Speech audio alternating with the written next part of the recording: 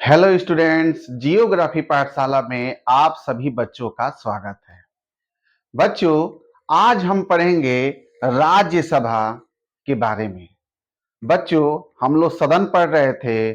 सदन में हमने इसके प्रीवियस वीडियो में लोकसभा के बारे में हमने बताया था। बच्चों, आज हम सभी पढ़ेंगे राज्यसभा के बारे में। तो सबसे पहले बताना चाहेंगे बच्चों कि राज्यसभा में जो चुने गए प्रतिनिधि होते हैं उनकी क्या योग्यता होनी चाहिए। जो फर्स्ट एटाल होता है बच्चों, कि फर्स्ट एटाल होता है कि वह भारत का नागरिक होना चाहिए। जो फर्स्ट है वह भारत का नागरिक होना चाहिए। वह भारत का नागरिक होना चाहिए। सेकंड है कि उसकी उम्र कम से कम 30 वर्ष होनी चाहिए। उसकी उम्र 30 वर्ष होनी चाहिए। 30 वर्ष होनी चाहिए। बच्चों, यही लोकसभा में 25 वर्ष था। 25 वर्ष था। लोकसभा के सदस्यों का जो उम्र था वो 25 साल था, जबकि राज्यसभा में जो योग्यता होती है सदस्यों की उसकी उम्र 30 वर्ष होनी चाहिए। और थर्ड पॉइंट, वह पागल या दिवालिया घोषित ना हो। वह पागल या दिवालिया घोषित ना हो।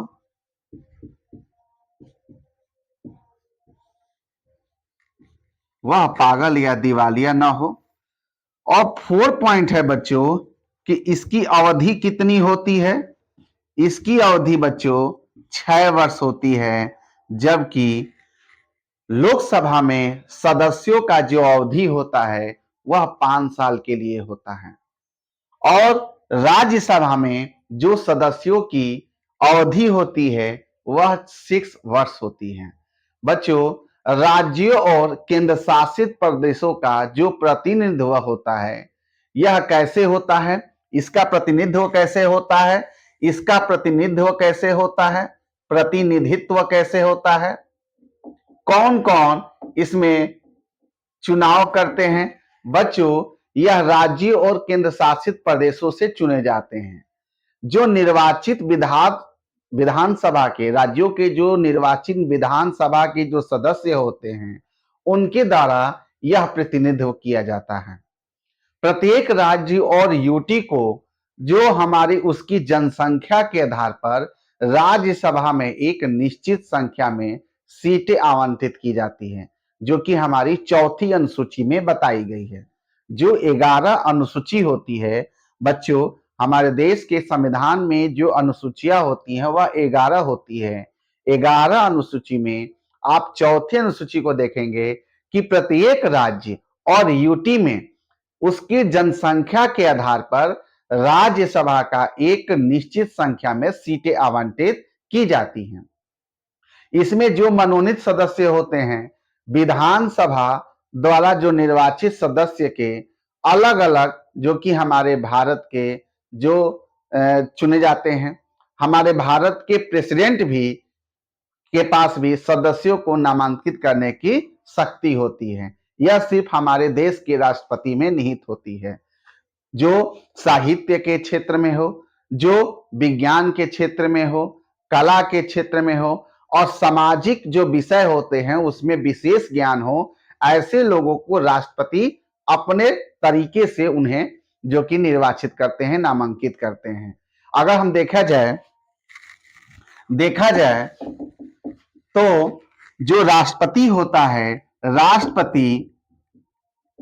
राष्ट्रपति जो कि राज्यसभा में 12 सदस्यों को जो कि अपने तरीके से नामांकित करता है। किस किस क्षेत्रों में बच्चों? फर्स्ट पॉइंट है वह साहित्य के क्षेत्र में हो। सेकंड है वह विज्ञान के क्षेत्र में हो। थर्ड पॉइंट है वह कला के क्षेत्र में हो। फोर्थ पॉइंट है सामाजिक सेवा में में उसका एक विशेष ज्ञान हो। साहित्य के क्षेत्र में विज्ञान के क्षेत्र में, कला के क्षेत्र में और सामाजिक जो कि इसके अलावा एक ज्ञान होना चाहिए, ऐसे लोगों को राष्ट्रपति अपने तरीके से 12 सदस्यों को राज्यसभा में जो कि अपने मंडल के द्वारा नामांकित करता है। राज्यों की जो परिषद, अब हम बात करते हैं राज्यसभा के बारे में। बच्चों, राज्यों की परिषद यानी जिसे हम लोग राज्यसभा कहते हैं, भारतीय संसद का सबसे ऊपरी सदन है और जो लोकसभा होता है वह हमारा निम्न सदन होता है। इस बात से मत जाइएगा कि राज्यसभा ऊपरी सदन है और लोकसभा निचली सदन या निम्न सदन के नाम से जानते हैं, तो लोकसभा के पास शक्ति न के बराबर है। ऐसा बिल्कुल नहीं है। जो शक्ति लोकसभा के सदस्यों के पास होती है वह राज्यसभा के सदस्यों के पास नहीं होती है। उसका एक उदाहरण देते हैं बच्चों।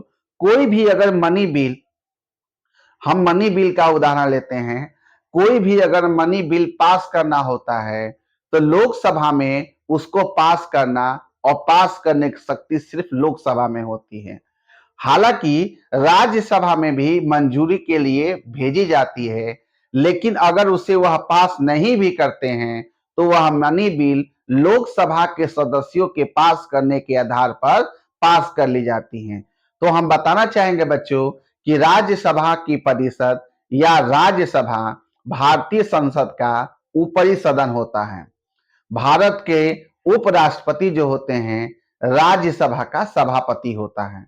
भारत का उपराष्ट्रपति, भारत के जो उपराष्ट्रपति होते हैं, भारत के उपराष्ट्रपति राज्यसभा के पदेन सभापति होते हैं। राज्यसभा अपने सदस्यों में से, मतलब जितने भी सदस्य जाएंगे उन सदस्यों में से एक उपसभापति भी चुनता है। मतलब कि सभी लोग बैठ जाएंगे, राज्यसभा के जो निर्वाचित सदस्य गए हैं उन्हीं में से कोई एक उपसभापति होता है। तो उस राज्यसभा को चलाने के लिए उपराष्ट्रपति होते हैं, प्लस में सदस्य होते हैं और प्लस में एक उपसभापति भी होता है जो कि उपसभापति होता है, जो कि राज्यसभा को चलाने का दायित्व इनके पास होता है।